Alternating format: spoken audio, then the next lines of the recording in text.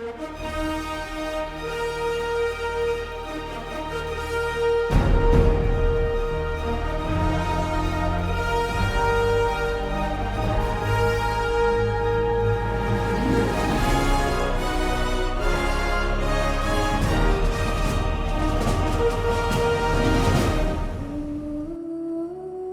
day, the 2,200 passengers of the Titanic sailed across the Atlantic, oblivious to the drama that loomed on the horizon. The air was still thick with music and carefree spirits. Lively conversations echoed in the sumptuous lounges, while on deck, some savored the coolness of the starry night. None of them could guess that, in just a few hours, the unsinkable ship would sink, taking with it dreams and promises to the icy depths.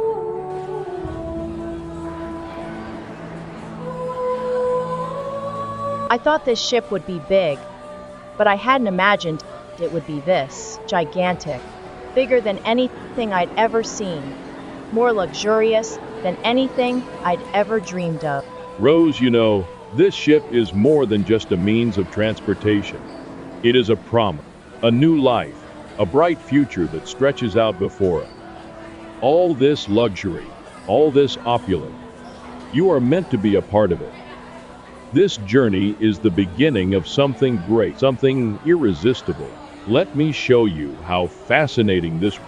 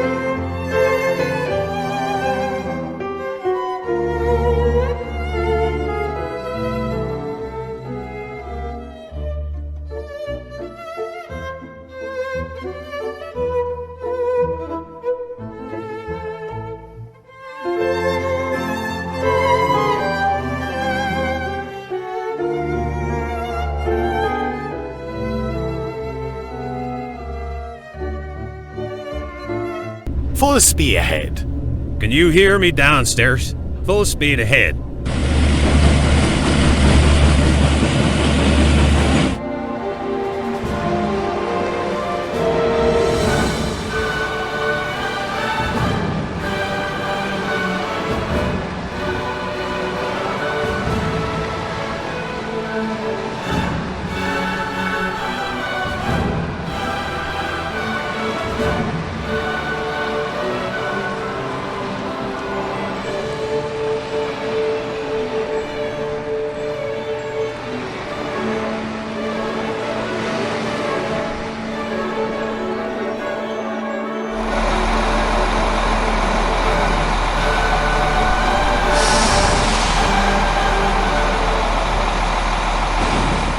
I've been keeping all this to myself for a long time, and I feel like if I don't tell you, it's going to eat me up.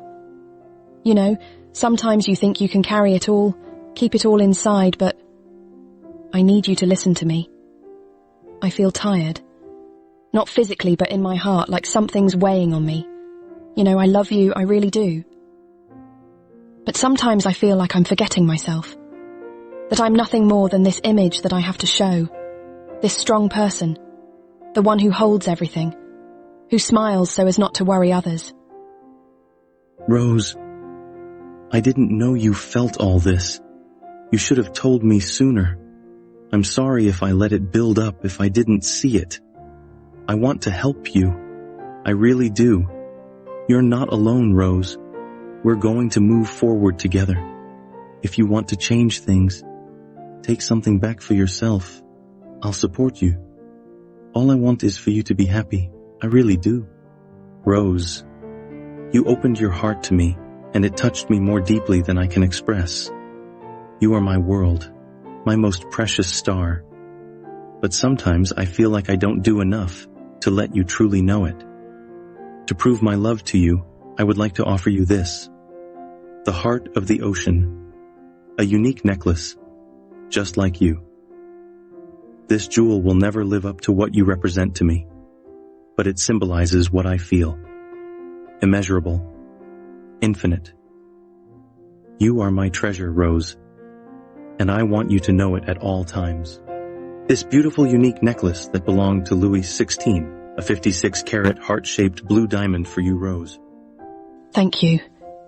Thank you for everything.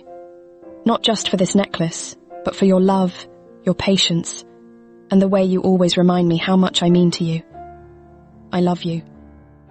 I still remember that night, April 10th, 1912. The Titanic was so big, so majestic. Everyone around me was amazed, as if we were embarking to touch the stars. But I was not happy, not at all. That night, he gave me the heart of the ocean, a rare jewel of unparalleled beauty. All eyes were on me, admiring, envious. But inside I felt empty, as if this shiny weight around my neck reflected exactly what I felt. A cold, suffocating, lifeless beauty. No one saw my suffering. No one knew how much I was suffocating. I wore that necklace, that sumptuous dress, but my heart was crying out for help. I remember thinking, would it be easier to leave everything behind? To give up everything, even my own life? Yet, that night, I thought about dying.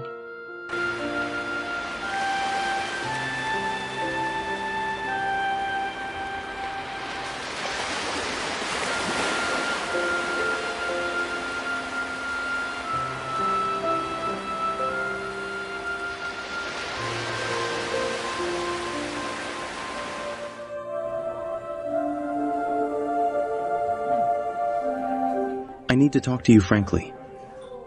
I am worried about Rose. She seems so troubled, so distant lately.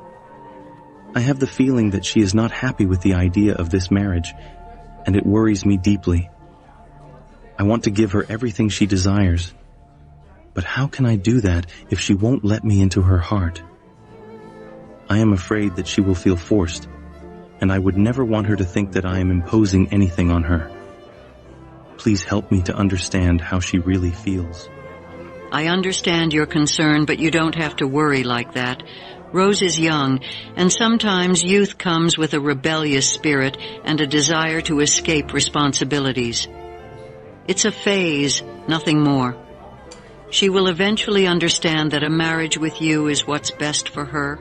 You are an exceptional man, and she is lucky to be able to share her life with someone of your stature.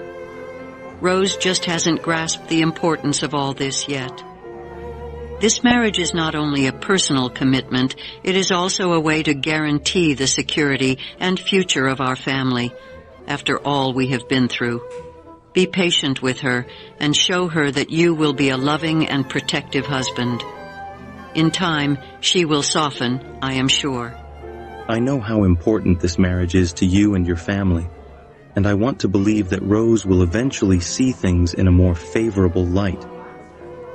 But I can't help but feel that forcing her happiness, or ours, could drive us further apart. I don't want to be just a convenient choice for her, a convenient arrangement or an imposed obligation. You know, she is so different from the other women I have known. She has a light inside her, a strength that makes her unique. But I am afraid that this light will go out if she does not find her place by my side. Maybe it is my fault. Maybe I did not know how to show her that she can be free, even with me. Tell me, what should I do to make her feel fulfilled? I sincerely love her, but love is not enough if she is not happy.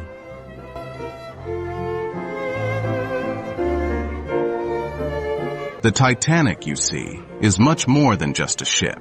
It is the product of our times, a feat of engineering and innovation. Every detail, from the luxurious first-class cabins to the most powerful boilers, has been designed with care and ambition. We have created an unsinkable liner, equipped with the most advanced watertight compartments and the most modern technologies. It is a true floating city, where comfort and safety coexist at a level never before achieved. I am proud of what we have achieved.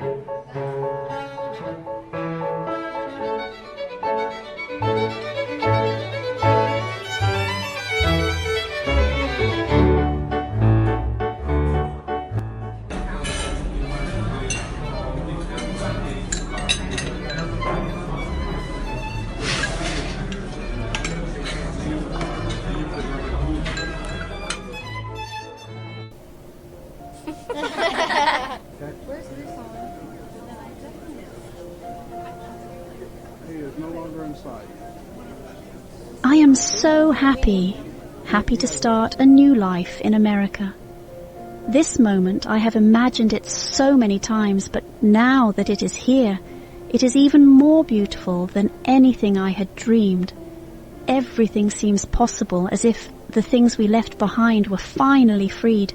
A page that turns, no, a whole book that begins, full of promises and opportunities. It is not just a journey, it is a rebirth.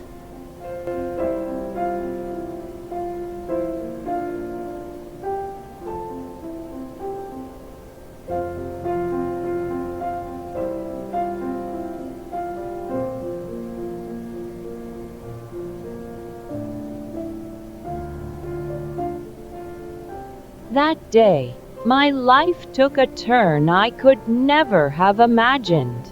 It was at that moment, in the middle of that grandiose ship, that I met Jack Everstone, a young man so different from anything I had ever known, with a frank gaze and a smile that seemed to defy the world. I didn't know it yet, but he was going to turn my life upside down and open my eyes to a future I didn't dare dream of. By his side, everything seemed possible, even escaping a life that didn't really belong to me.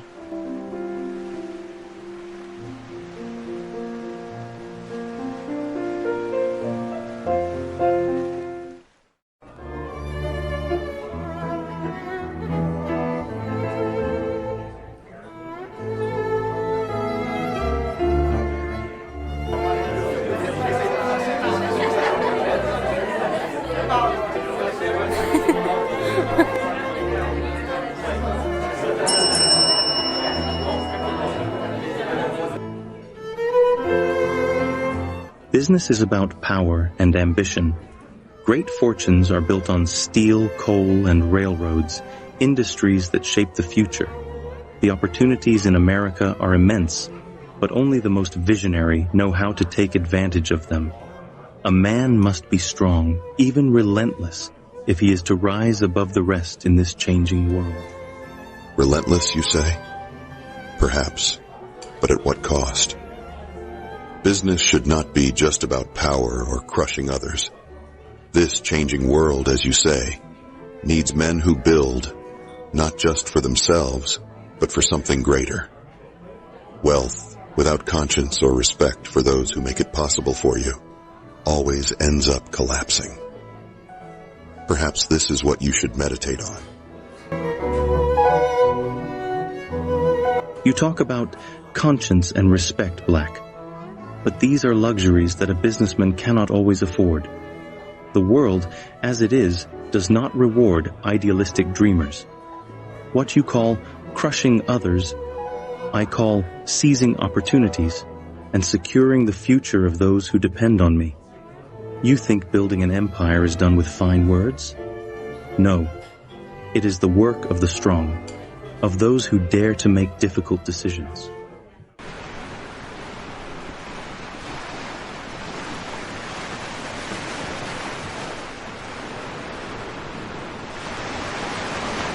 On board the Titanic were men of unheard of wealth, owners of large companies, builders of colossal fortunes. They talked about business, power and the future as if they could own everything, even time. But facing the ocean, these men, as powerful as they were ultimately just passengers among many others.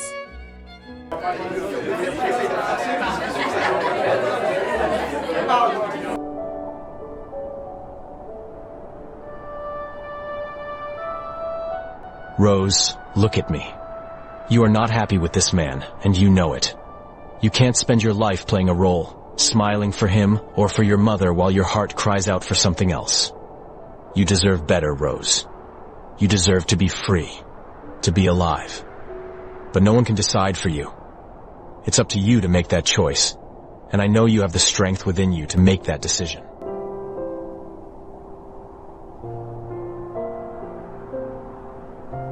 What if I'm wrong, Jack? What if I leave all this behind and find myself lost with nothing? My whole life I've been told what to do, how to be, and I don't even know who I am without those chains. But when I'm with you, I feel different. I feel alive. You're right. I'm not happy with him. But having the courage to give it all up, I don't know if I can do it. Come with me tonight, Rose. Let it all go, even if it's just for a few hours. I'll show you what true joy, freedom, and good humor are. No rules, no judgment, just you and me.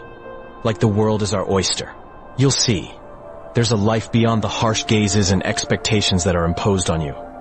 Let me show you what it's like to be truly alive.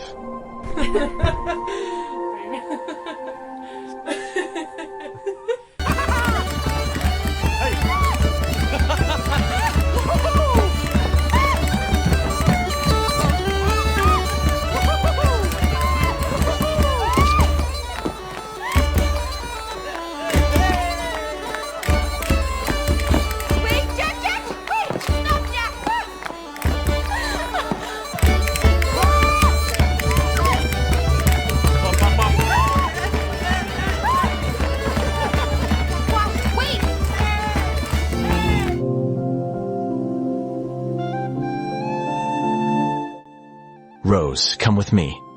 Leave all this behind, this life of pretense, forced smiles and gilded prisons. You know, this world of wealth and conventions is not for you. You are much more than what they want you to be. With me, you could start over, live a real life, where every day is an adventure, a discovery. Don't let your light go out here.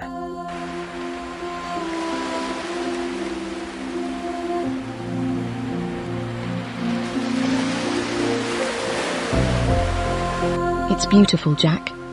The details of this portrait, the way you capture her expression, her soul. It's as if she's going to speak, right there in front of me. You have an incredible gift. a way of seeing things that no one else has. How do you breathe so much life into a simple canvas? It's so beautiful that it's almost unreal.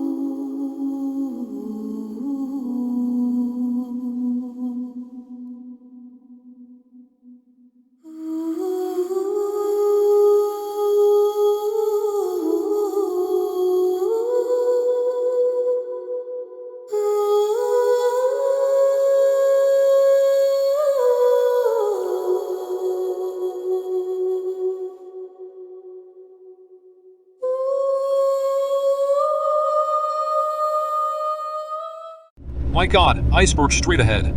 Engine room, this is the bridge. Stop engines immediately. I repeat, stop all engines. Prepare to reverse at full power on my order. We are about to hit an iceberg. Damage control is the top priority.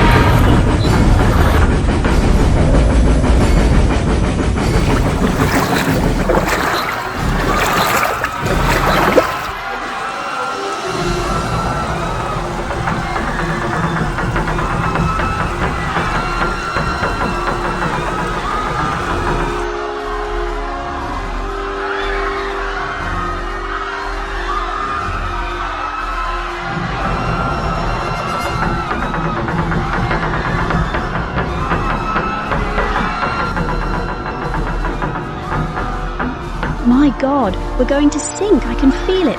Why won't anyone tell us what's going on? Where are the lifeboats? I don't want to die here, not like this. Somebody help me, I beg you. You have to do something. I can't.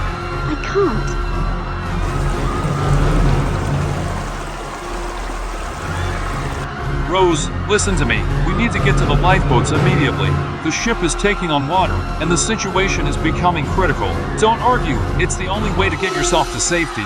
Come on, I'll make sure you get on board. We don't have time to lose.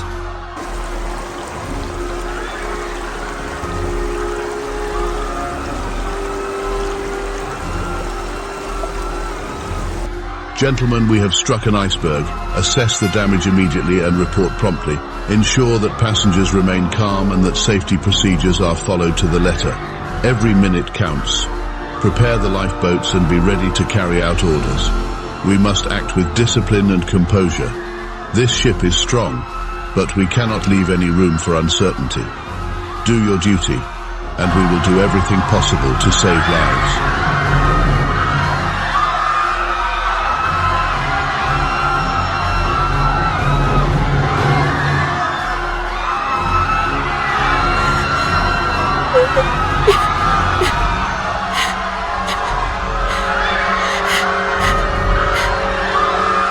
This is RMS Titanic. We have struck an iceberg and are taking on water rapidly. Position 4146 north, 50 degrees west. We need immediate assistance. The ship is in distress. Repeat, the ship is in distress. All ships in the vicinity, respond. Time is critical. The Titanic is sinking. Mayday! Mayday!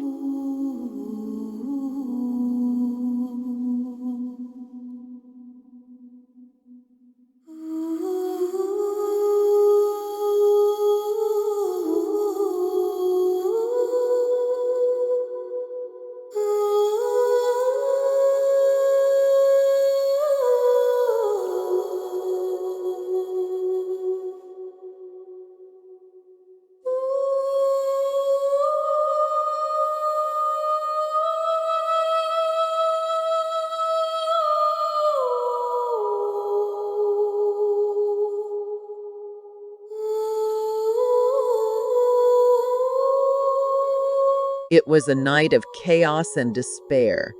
Panic gripped everyone. The screams, the cries, the calls for help, I will never forget those sounds. The boats were moving away, leaving behind so many lives destined for the icy darkness of the ocean. The loss of life was unimaginable, and yet the world seemed to have frozen in this tragedy.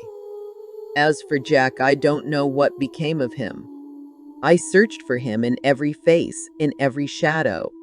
But the sea, merciless, keeps its secrets. All I have left of him are these memories engraved in my heart, and the hope that one day, somewhere, he found peace. The man I was supposed to marry couldn't take the fall. With the Wall Street stock market crash on October 24, 1929, his world collapsed. The debts, the shame. He chose to end his life, unable to cope. I never saw his family again. They faded away as if the weight of the tragedy had swallowed them up in turn. As for me, life took me to America, where I rebuilt my life. I married a wealthy Texan businessman, a good, generous man who offered me a stability I had never known. But deep in my heart, a part of me remained on that boat where everything changed.